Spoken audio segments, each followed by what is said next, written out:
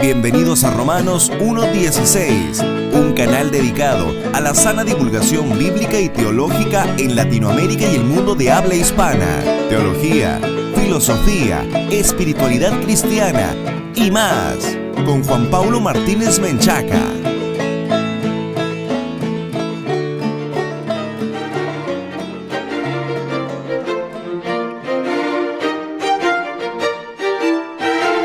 Bienvenidos patrocinadores y amigos a un nuevo programa de Romanos 1:16, el programa consentido de todos los latinoamericanos que aman la infalible, suficiente e inerrante palabra de Dios. Un fraternal saludo a toda nuestra amable audiencia que se conecta con nosotros a través de la radio y de la internet. Si esta es la primera vez que escuchas Romanos 1:16, te queremos invitar a que visites nuestro sitio web oficial en www.jpaulomartinez.com. Otra vez, www.jpaulomartinez.com, para que accedas a los recursos múltiples que tenemos preparados especialmente para ti.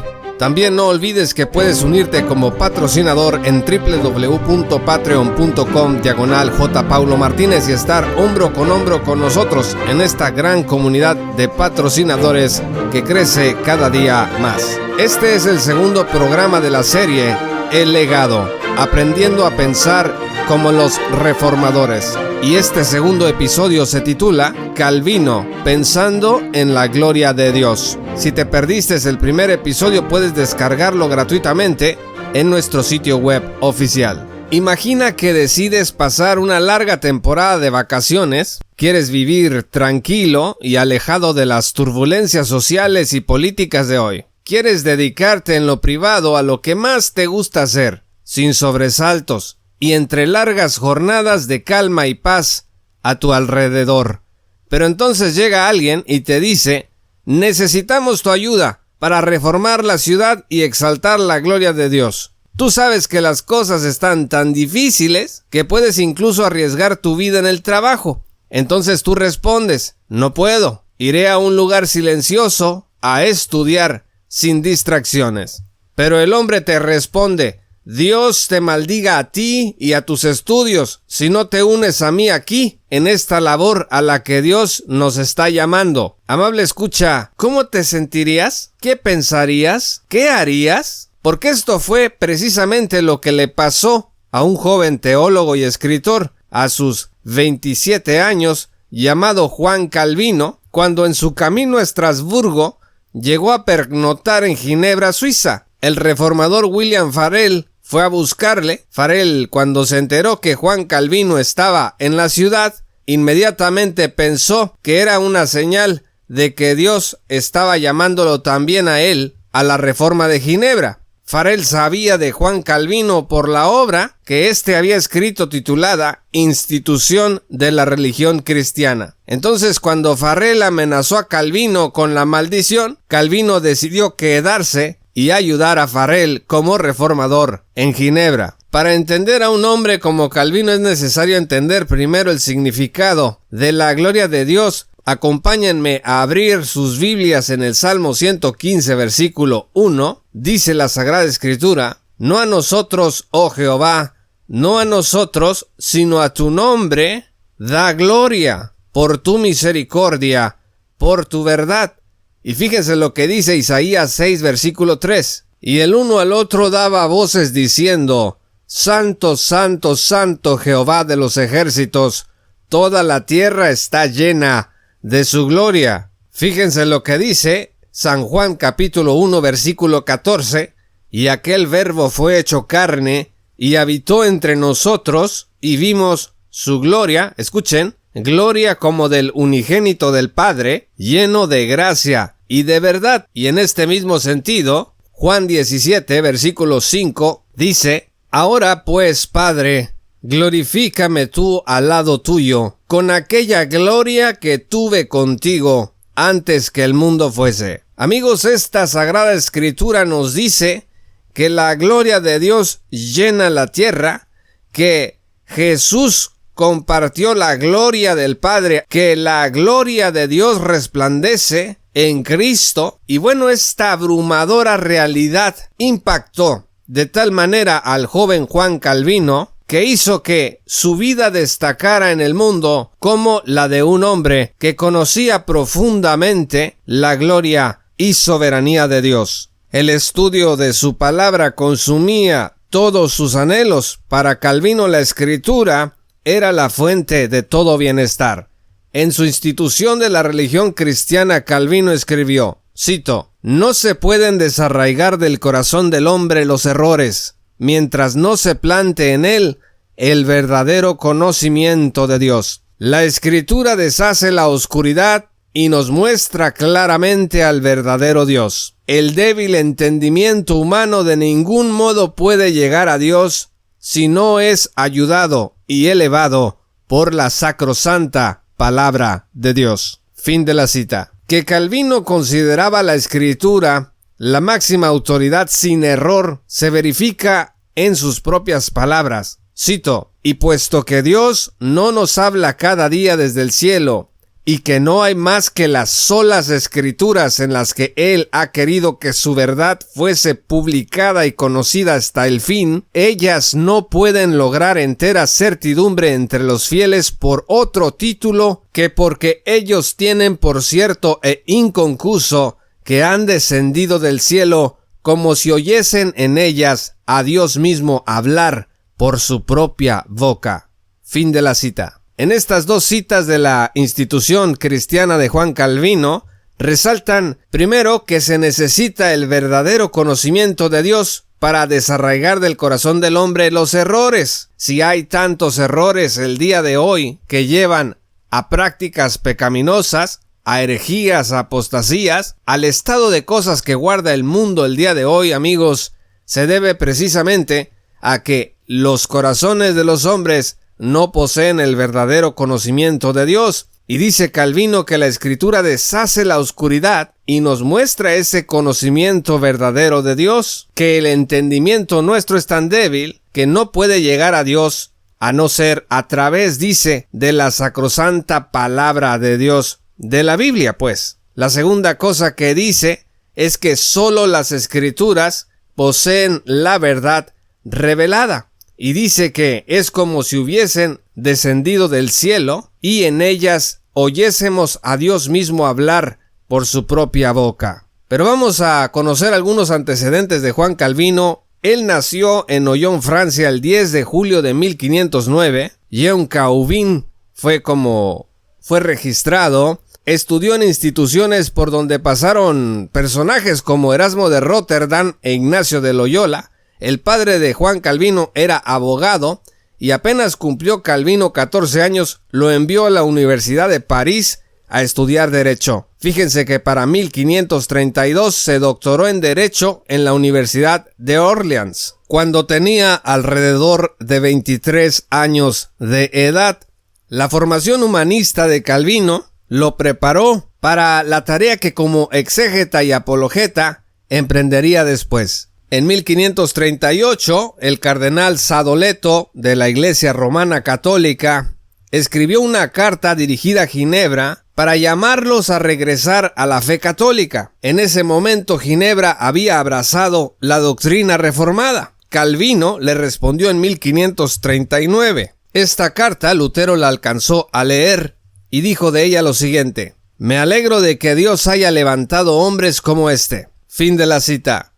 En este documento de Calvino en respuesta a Sadoleto, Calvino escribió lo siguiente, cito, «Cristo es la sola justicia, el cual con su obediencia ha borrado nuestras transgresiones. Con su sacrificio, la ira de Dios ha sido apaciguada. Con su sangre nos ha limpiado de toda mancha. Con su cruz ha sobrellevado nuestra maldición. Con su muerte ha hecho satisfacción por nosotros. De esta manera decimos que el hombre ha sido reconciliado con Dios Padre por Cristo, no por el mérito o dignidad de nuestras obras, sino por la bondad y clemencia gratuita del Señor». ¿Encuentras aquí, Sadoleto, algo que puedas reprochar o contradecir? Fin de la cita.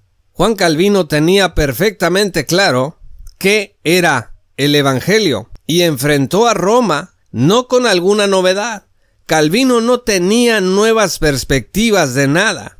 solo la vieja perspectiva de la justificación por la fe. De hecho, este apartado que acabamos de citar de la respuesta de Juan Calvino al cardenal Sadoleto trata exactamente de eso, de la justificación por la fe, y le hace saber a Sadoleto: este punto es el más controvertido entre nosotros. Y esto es lo que nosotros enseñamos en Ginebra, lo que nosotros creemos. Y al final le pregunta: ¿encuentras aquí algo que puedas reprochar o contradecir? Lo cual, por supuesto, suena más a pregunta retórica que otra cosa. Por eso decimos que para Calvino solo había viejas perspectivas, las viejas perspectivas bíblicas de la justificación por la fe, de las solas escrituras y de la sola justicia de Cristo. Benjamin Warfield, el gran teólogo de Princeton, escribió sobre Calvino, cito: «Ningún hombre ha tenido un tan profundo sentido de Dios que él». Fin de la cita. Calvino escribió, escuchen esto: «Quita el conocimiento de la justificación por la fe y extinguirás la gloria de Jesucristo». Fin de la cita. Imagínense el peso que estas palabras del reformador ginebrino tienen en el quehacer teológico contemporáneo. Calvino dice: quita el conocimiento de la justificación por la fe y vas a extinguir la gloria de Jesucristo. Calvino creía que Roma había extinguido en su mayor parte la doctrina de los profetas y la verdad evangélica, además de expulsarla sin tregua y perseguirla a sangre y fuego. Sobre su conversión, Juan Calvino escribió haber estado mucho tiempo en la ignorancia y el error. Para 1533, Calvino había escuchado las doctrinas luteranas. Su amigo Nicolas Cop, después de predicar un sermón en la Universidad de París, fue citado por el Parlamento. ¿Por qué? Porque en este sermón Nicolas Cop presentó parte de las doctrinas reformadas.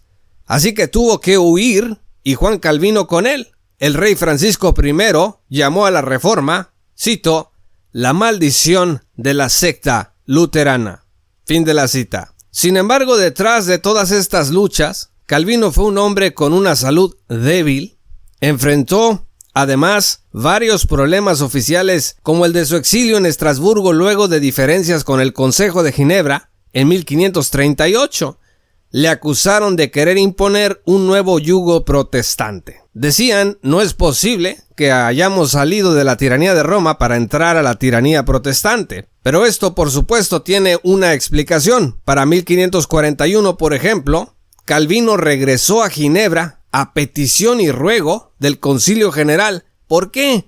Porque Ginebra estaba pasado por una corrupción social y moral sin precedentes. Y miren, algunos críticos de Juan Calvino citan precisamente esto, que Calvino quiso imponer una tiranía protestante en Ginebra, y resulta que después del exilio, 3 años después, lo mandan llamar de regreso. Es célebre el dato de que como expositor, Calvino retomó su predicación en el mismo versículo en que 3 años atrás se había quedado tras la orden que lo llevó al exilio. Entre sus pruebas personales también estuvo su lucha contra los libertinos de Ginebra. Los libertinos, amigos, eran franceses inmorales, adúlteros y desobedientes. El problema es que, a pesar de esto, exigían participar de la Eucaristía o Cena del Señor. Se parece un poquito al día de hoy a cómo algunos sectores dentro de la iglesia que traen agendas del mundo consigo exigen que, a pesar de no guardar la santidad de la vida y de querer vivir vidas que no convienen contra el diseño de Dios para el matrimonio, para la vida en general, exigen no nada más participar de los sacramentos u ordenanzas, sino además ocupar cargos de liderazgo, entre otras cosas. ¿Cómo manejó Juan Calvino esta situación? En 1553, un libertino llamado Berthelier fue censurado por el consistorio de la iglesia. Fíjense lo que hizo Berthelier, no muy diferente a veces a lo que pasa el día de hoy.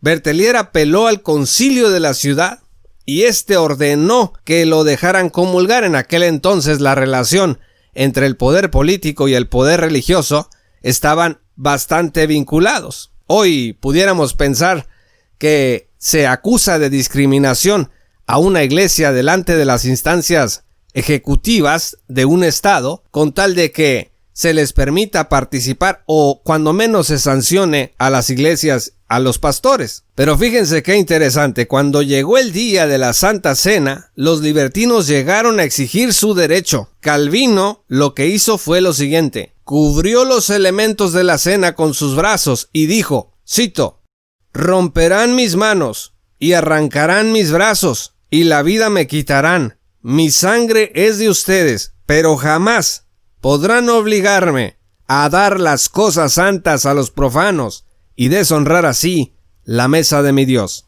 Fin de la cita. Por último, amigos, pesa sobre Calvino el triste caso de Servet, el hereje que fue quemado y con cuya ejecución Calvino estuvo finalmente de acuerdo. Estamos delante de un pecador redimido por la gracia y el poder de Dios, que ocupó su mente y todas sus energías para enseñar e instaurar un sistema de educación cristiana reformada en el mundo que lo circundaba. En épocas difíciles, en épocas de persecuciones oficiales, la institución de la religión cristiana, por ejemplo, fue escrita en un momento en donde estaba gente muriendo porque estaba confesando que la salvación era solamente por la fe, no por las obras, porque se estaba oponiendo al estado de cosas que en ese entonces imperaban bajo la batuta de la Iglesia romana. En medio de esta turbulencia, fíjense que Calvino trabajó incansablemente en sus sermones. Por ejemplo, predicó alrededor de 46 sermones de Tesalonicenses, de Corintios nada más y nada menos que 186 sermones. Las epístolas pastorales presentó 86 sermones, de Gálatas presentó 43, de Efesios 48 sermones, y en la armonía de los evangelios se ocupó alrededor de 5 años, de 1559 a 1564. Sobre el profeta Isaías predicó 353 sermones, 123 sermones de Génesis y de Deuteronomio, 200 sermones y 159 sermones del libro de Job, entre otras cosas. Calvino fue un hombre que, aunque era débil de salud, todos los años que Dios le concedió a partir de su conversión, no los desperdició, sino que invirtió toda su energía en el estudio y comprensión de la Escritura. En sus días más difíciles se le ocurrían cosas como ponerse a estudiar hebreo. Amigos, ¿estamos interesados en vivir vidas de estudio y servicio al Señor? ¿Qué tan serio es el ministerio para nosotros? ¿Nos sentimos débiles para servir? Está difícil, amigos, el ambiente social y político en el que estamos hoy como para poder proclamar con eficacia la palabra de Dios. Si hubo días difíciles, fueron los días en los que vivió Juan Calvino. Si hubo días en donde una persona no se quería levantar por sentirse débil de salud, pues esos fueron los días en los que vivió Juan Calvino. La seriedad del ministerio, cualquier ministerio que sea que usted desempeñe en su iglesia, mis amados amigos, el ejemplo de Juan Calvino es un parangón dentro de la historia. Estar incesantemente buscando la gloria de Dios a pesar de las debilidades físicas, de las debilidades espirituales, de la oposición, amigos, a nuestro alrededor. Juan Calvino, increíblemente, no nada más es despreciado por parte de la Iglesia de Roma, sino que dentro del mismo protestantismo tiene sus detractores, pero tenemos a nuestro alcance sus obras, sus biografías, para no dejar de maravillarnos con lo que Dios es capaz de hacer en la vida de una persona que se decide consagrarse a su soberanía y a su gloria.